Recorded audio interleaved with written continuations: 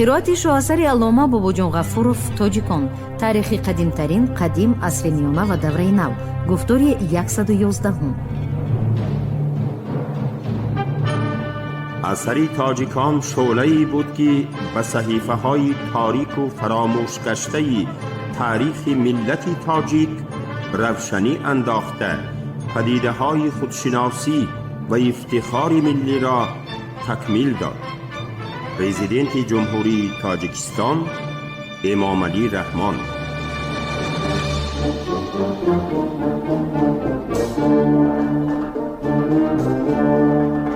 تاجیکان در دوره بررسی همراه شدن آسیای میانه و ترقیات مناسبت‌های کپیتالیستی در این سرزمین. مارکس هنوز در سال 1859 در خصوص روسیه نوشته بود: در ریولوسیون آینده روسیه با آمادگی تمام اشتراک خواهد کرد. او بعدتر با پیشبینی داهیانه تاکید نمود: این بار ریولوسیه در شرق در روسیه به عمل خواهد آمد و سپس این فکر خود را باز هم انیق‌تر بیان کرده می گوید: روسیه اتریدی پیش قدمی حرکت ریولوسیونی در اروپا می باشد. به هیئت روسیه داخل گردیدن دولت‌های خانی آسیای میانه، نزاع‌های داخلی فئودالی و جنگ‌های متصلی را که اهالی مهنتکش از آنها سخت در عذاب بودند برهم داد. دیگر امری مثبتی که با همراه شوی آسیای میانه به روسیه علاقمند است، در ناحیه‌های بی‌واسطه به هیئت دولت روس داخل گردیده برهم داده شدن غلامداری می باشد. در امارت بخارا غلامداری عملاً منع کرده نشده بود. حکومت مطلقه پادشاهی مهنتکشان روسیه را در شکنجه نگاه داشته، نسبت به آنها جبر و ظلم بیرحمانه را روا می دید. وی آسیای میانه را ضبط کرده در اینجا ترتیبات سختی مستملکوی جاری نمود. خلقهای این سرزمین به ظلم و تعدی دو طرفه استثمار کنندگان محلی و عملداران حکومت پادشاهی گرفتار گردیده. به همین طریقه هم مهنتکشان روسیه و هم خلقهای مظلوم آسیای میانه در تمثال حکومت پادشاهی دشمن اشدی خود را دیدند. محض از همین سبب از همراه شدن آسیای میانه بر روسیه دیری نگذشته، در بین مهنتکشان روسیه ریولوسیونی و مهنتکشان کشورهای کناری ملی، از آن جمله پرولتاریات نو تشکیل یافته، کاسبان و دهقانان آسیای میانه بر ضد حکومت پادشاهی، ساخت پمیشکی و برجوازی و استثمار کنندگان محلی اتحاد مستحکم به میان آمد. غایه های پیش قدم ریولوسیونی پرولتاریات روسیه تا رفت بیشتر شعور خلقهای آسیای میانه را بیدار می کرد. این بود که نهایت مهنتکشان تاجیک، ازبک، ترکمن، کرغیز، قزاق، قرقلپاق و دیگر خلقهای آسیای میانه تدریجاً توانستند در تحت راهبری پارتی بلشویکی به حرکت ریولوسیونی پرولتاریات روسیه وارد شوند. این حالت در بیان اهمیت بررسی همراه شدن آسیای میانه موقعی خیلی مهم را اشغال می نماید. بهتانگران ضد سویتی که از هر بهانه در هجوم مقابل خلقهای اتفاق سویتی سرملت استفاده کردنی می شوند، سؤالهای سفسطه آمیزی مثل زیل را به میان می آرند. از بس که انگلیای کپیتالیستی نظر بررسی فئودالی حربی از جهت اقتصادی و سیاسی به درجه خیلی زیاد ترقی کرده بود، آیا برای خلقهای آسیای میانه بهتر نمی بود که در هیئت امپریای بریتانیا باشند؟ و یا اگر برای آسیای میانه مستملکه انگلیا بودن بهتر نمی بوده باشد، پس به هر حال بدتر هم نمی بود. خواه مستملکه بریتانیا باشد و خواه مستملکه حکومت پادشاهی در هر صورت مستملکه است. در سر تحلیل این سؤالها توقف نمودن معنی دارد، خصوصاً که جواب آنها نمیتواند دارای خاراکتری یکرنگه باشد و چنان که در نظر اول می نماید آنقدر هم آسان نیست. در وقت جواب گفتن به سؤال اول ما ملاحظه های معلوم مارکس را که در سلسله مقاله های مشهور او راجع به آست ایندیا بیان یافتند نباید فراموش کنیم. هرچند گمان است که کاری بنیادگرانه انگلیس ها در هندوستان از میان خرابه های به عمل آورده تجاوز و تاراجگری های بی نهایت اجنبیان به نظر رسد، ولی آن شروع شده است، نوشته بود مارکس. ثمره این کار بیرون از میل و اراده مستملکه‌داران ویران کردن اساسهای جماعت پیوسته هندویان و فراهم آوردن زمینه تشکل جمعیت کپیتالیستی است خاطر نشان کرده بود مارکس. لیکن او باز خیلی واضح و روشن تاکید می کرد که اهالی هندوستان از جهت‌های مثبت حکمرانی مستملکوی بریتانیا فقط در نتیجه و پس از غلبه رولوسیون پرولتاری در انگلیا یا خود در نتیجه و پس از غلبه رولوسیون خلقی ضد مستملکوی در هندوستان می توانند بهره‌مند گردند. چنانکه معلوم است خلق‌های هندوستان و پاکستان تا حال عاقبت‌های وزنین و ناگواری استثمار دور و دراز مستملکه‌داران، خرابی قوه‌های استحصال کننده، قشاقی، گرسنگی، مراموری از حد زیاد و دیگر مصیبت و محرومیت‌ها را که حکمرانی طولانی سلطنت بریتانیا به سر آنها آورده بود احساس می‌نمایند. محض از سبب آنکه خلق‌های هند را مستملکه‌داران انگلیسی از جهت اقتصادی و سیاسی قوی‌تر غارت می‌کردند، احوال آنها از احوال تباه خلق‌های آسیای میانه سالهای 1861 1916 هم بدتر بود. دایره‌های حکمرانی بریتانیا اهالی مستملکه‌های خود را با مهارت، ملکه و وسعت بزرگی استثمار می‌کردند. این را لینین خاطر نشان نموده بود. امپریالیستان روس نمایندگان زمانی کهنه بودند و از این رو چنان که باید و شاید بوغی کرده نمی توانستند، در حالتی که نمایندگان بورژوازی انگلیس و امریکایی بوغی کرده می توانند و تا آخر بوغی می کنند. لینین همه گونه مستملکه‌داران را خواه حکومت پادشاهی باشد و خواه به اصطلاح دموکراسی بورژوازی غرب برابر خشمگینانه مذمت می نمود. این است کلید جواب سؤال دوم. اگر صاف عامل‌های ظاهری به اعتبار گرفته شود، آنگاه چنین به نظر می رسد که خلق‌های آسیای میانه در نتیجه نه به هیئت امپریای بریتانیا بلکه به هیئت امپریای روسیه داخل شدن نه چیزی برد کرده اند و نه باختند.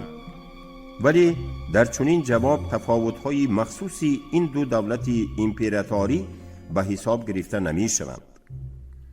و ضمن آنکه پرولتاریات انگلیا در نیمه دوم عصر 19 و ابتدای عصر 20 بیشترین حصه فعالیت پیشینه رولوسیونی خود را از دست داد و از جهت جغرافی هم از مبارزان ضد مستملکوی هند خیلی دور بود. به این سبب وی نمی توانست آنها را با تجربه مبارزه سیاسی غنی گرداند، بلکه قسم معینی آن اشراف کارگر در این بابت رغبت هم ظاهر نمی کرد. ولی ما در روسیه پادشاهی تماما عکس این حال را می بینیم. در اینجا محض پرولتاریات ملت حکمران بود و صنف کارگری روس به حرکت‌های رولوسیونی همه خلق‌های مملکت پهناوری سرملت بی واسطه راهبری نمود.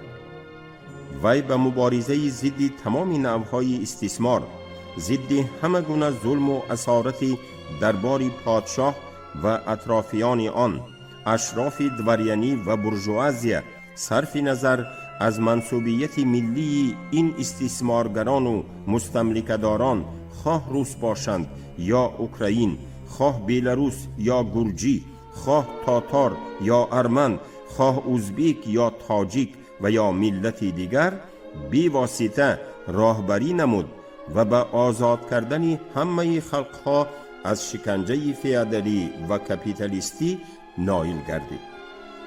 بنابراین ما همه اساسها را داریم تا بگوییم که آسیای میانه را اصلاح کردن امپریای روسیه با روسیه همراه شدن آسیای میانه پروسس دیالکتیکانه تضاد است. وی برابر دوچار اسارت نمودن و جاری کردن شکل‌های نوی ظلم اقتصادی، سیاسی، ملی و مدنی، چه نوعی که تجربه تاریخ نشان داد، به خود جنین‌های آزادی کاملی ملت‌های مظلوم را، آزادی از هر نوع استثمار آدمی از طرف آدم دیگر، صنف از طرف صنف دیگر، ملت از طرف ملت دیگر را نیز آورد. محض برای همین هم بر طبق دلیل‌های تاریخ تأکید می‌کنیم که به هیئت روسیه داخل شدن خلق‌های آسیای میانه نه فقط برای این خلق‌ها و دیگر خلق‌های روسیه، بلکه برای تمام مردمان شرق نیز عاقبت‌های پروگرسیوی ابیکتیوانه داشت و دارد.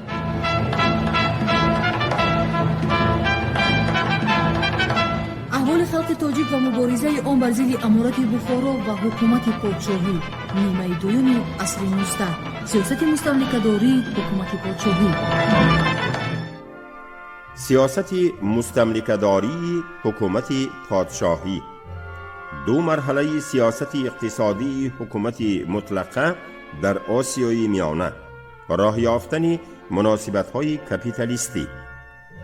سیاستی در آسیای میانه جاری کرده حکومت مطلقه پادشاهی را به دو مرحله جدا کردن ممکن است.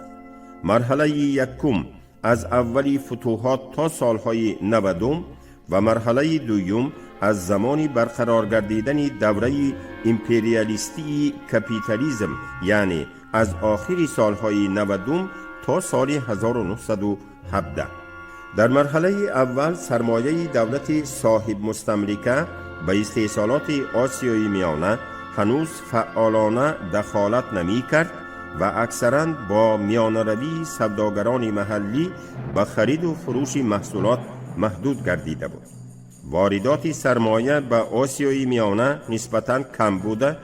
در صادرات مال خام حالا یگان نوع محصولات چنان که بعدتر پخته و پوستی قراقوری گردید موقعی نمایان پیدا نکرده بود.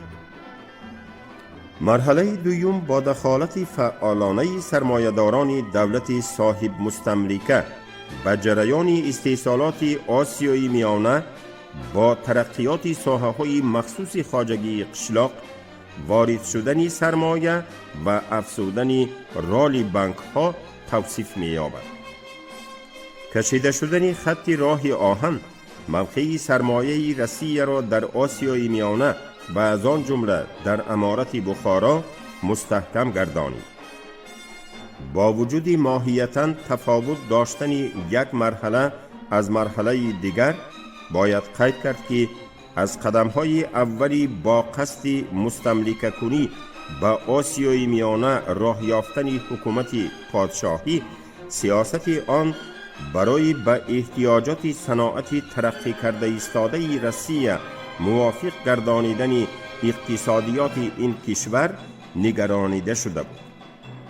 آسیای میانه می بایست به منبع مال خام اگراری دولت صاحب مستملکه تبدیل می یافت.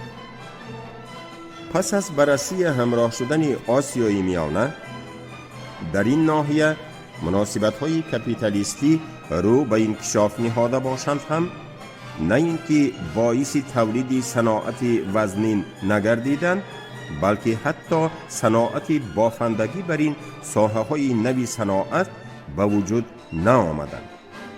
اتحاد صاحبکاران صناعت بافندگی رسیه پادشاهی با تمام جد و جهد نمی ماند که در ناحیه‌های پختکار صناعت بافندگی پیدا شود. بعضی کوشش‌های کشادن مؤسسه‌های بافندگی که از طرف بعضی صاحبکاران محلی کرده شد، دچار مقابلت سختی صاحبان کارخانه‌های بافندگی پتربورگ، ایوانوو، وزنسینسک، مسکو، کسترما، اریخوو، زویو و غیره گردید. در دیگر ساحه‌های صناعت هم احوال چنین بود. پس از بررسی همراه شدن آسیای میانه، صناعتداران روس در اینجا به تشکیل پلانتاسیاهای پخته سر کردند. به مثل پلانتاسیای خوتار اندریف که در فرغانه تشکیل شده بود، در ولایت‌های تاشکند و سمرقند نیز پلانتاسیاها به وجود آمدند. با وجود این، در همان شرایطی که در پرورش پخته تکنیکی خیلی عقب مانده به کار برده میشد، صاحبان صناعت به تشکیل نمودن خواجگی‌های پلانتاسیونی فراوان حاصل و فایده‌ناک موفق گردیدن نمی توانستند. مردکاران روزبه که در پلانتاسیاها کار کرده مزد ناچیزی می گرفتند، برعکس دهقانان چاریککار به افزایش حاصلناکی مهنت هوسمند نبودند. پس از آن که کاری تشکیل پلانتاسیا برار نکرد، صاحبان صناعت راه استفاده نمودن پخت جلابان محلی را پیش گرفتند. به این طریقه در ساحه پختکاری عملاً همان مناسبت کهنه نیم فئودالی نگاه داشته شد.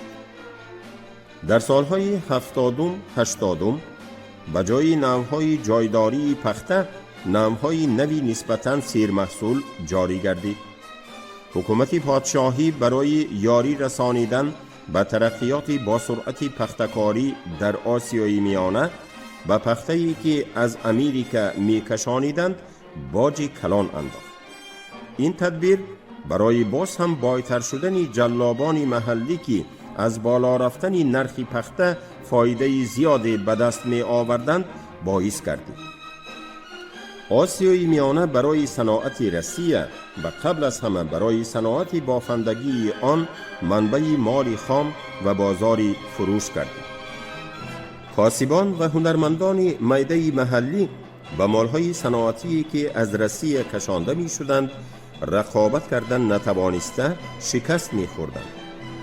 در سالهای 70 نقشه ساختمان راه آهن که آسیای میانه را با رسیه باید می پیوست اهمیت مخصوص پیدا نمود. محاکمه این مسئله باعث هنگامه و میل و رغبت حسودآمیزی پرغرض صاحبکاران شد، زیرا معلوم است که در شرایط کپیتالیسم کشیدن راه آهن برای دریافت پول و فایده زیاد امکانی فراوان مهیا می نماید. در مسئله سمت راه آهن ترکستان لایحه‌های بسیار پیشنهاد می شد. مثلا بررند نام انجینری فرانسوی که زمانی با مؤلف لایحه کانال سوئیس لیسپس همکاری می کرد و خود لیسپس هم تکلیف کردند که بین لیسبون و کلکته راه آهنی ترانس کانتیننتی ساختن در کار که از مابین آسیای میانه گذشته می رود. در شرایط بحران دائمی مالیوی حکومت پادشاهی به ساختمان این گونه انشاءات‌های کلان قدرت نداشت. کشیدن اولین خط حاضر زمان راه آهن این تقاضای عملیه مقرر حکومت پادشاهی، تقاضای فتوحات ترکمنستان. این راه از ساحل بحر کاسپی از کراسنوارسک سر شده در نوبت اول می بایست برای احتیاج قشون‌های به اهل تیگین هجوم کننده سکابلیف خدمت می کرد. در سال 1885 راه آهن تا اشخاباد در سال 1888 تا سمرقند و در سال 1898 تا تاشکند کشیده شد. لینین اهمیت این راه آهن را در تقدیر ترکستان مخصوص تأکید نموده نوشته بود: راه آن طرف کاسپی برای کپیتال آسیای میانه را کشف کردن گرفت. اما برای تأمین احتیاج این کشوری بیکنار یک خط راه آهن کم بود. و ضمن این راه آهنی مذکور این کشور را با ناحیه‌های مرکزی روسیه بی واسطه نمی پیوست. بار را حتما از پاییز به کشتی و یا از کشتی به پاییز هم کردن لازم می آمد که این کار را نهایت دشوار می کرد. غیر از این از پاییز به کشتی ها، از کشتی ها به پاییز برآمد و فرآمد کنی های مسافران هم ناقلای بود. به این سبب در ابتدای عصر 20 ساختمان خط نوی راه آهن سر شد.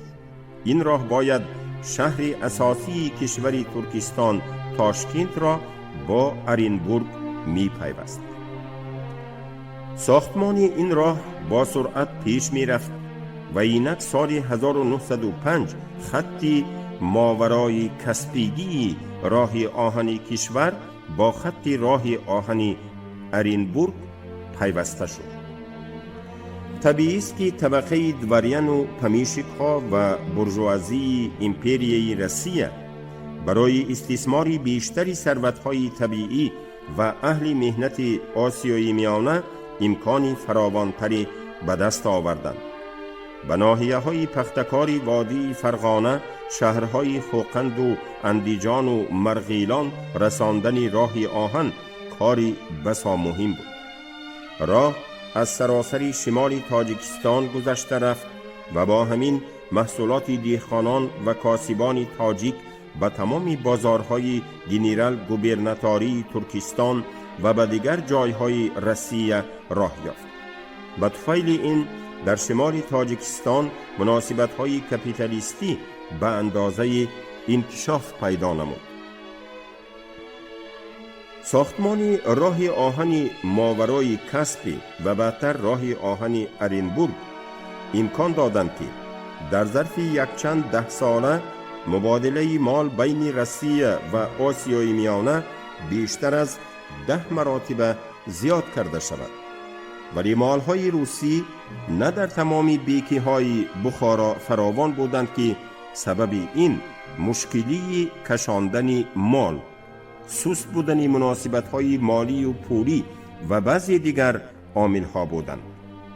مالهای روسی از همه بیشتر در بازارهای وادی‌های تاجیکستان به فروش می‌رفتند، اما جای اساسی فروش مالهای روسی خودی بخارا بود که در اینجا سوداگران بای و خودی امیر از صناعتچیان و سوداگران روس خریدهای کلان می‌کردند.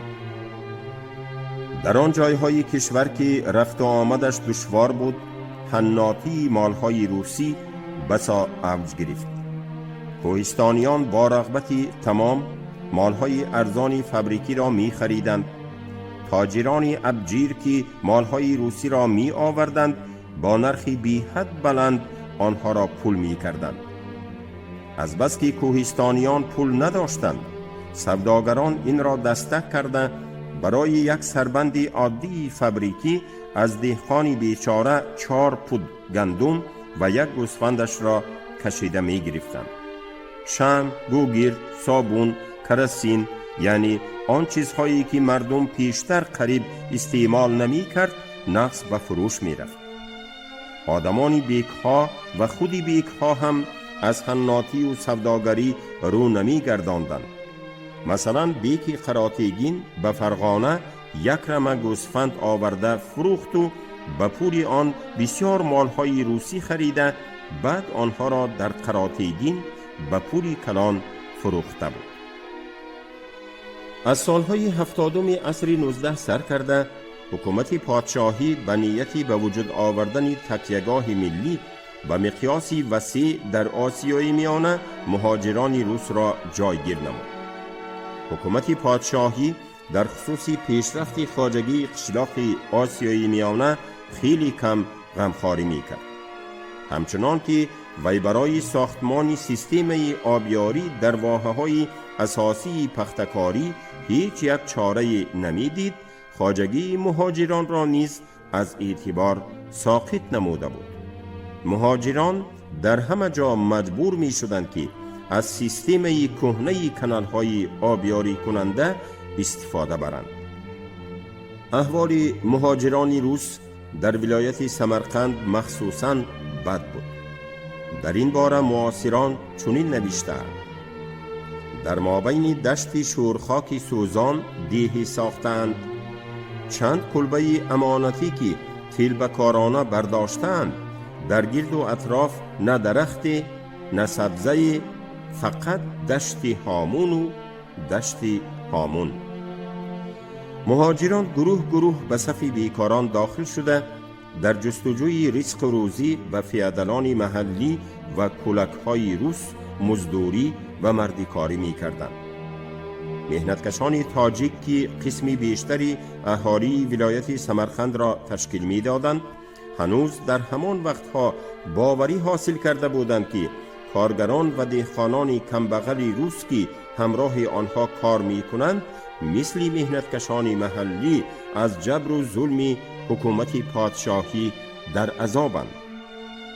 حکومت پمیشکی و برجوازی پادشاهی از مهاجران روس برای خود تکیهگاه ملی و صنفی ساختنی بود، ولی به اختیار مساعدت کرد که برای تولید و رواج اتفاق صنفی و ملی مهنتکشان آسیای میانه با دهقانان کمبغل روس، با بدرک‌های روس، با کارگران راه آهن و زوادهای پخته و روغن شرایط فراهم آید.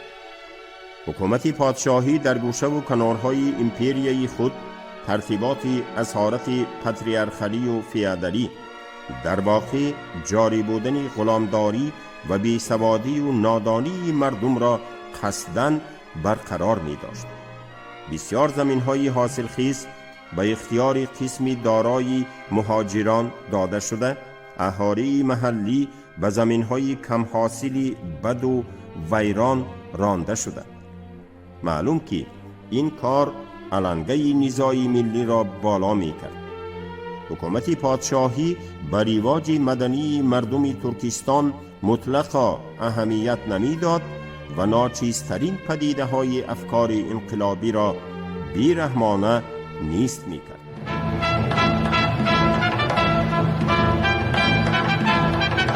احوال خلق تاجیک و مبارزه آن بر ضد امارت بخارا و حکومت پادشاهی، نیمه دوم عصر 19، سیاست مستملکه‌داری حکومت پادشاهی.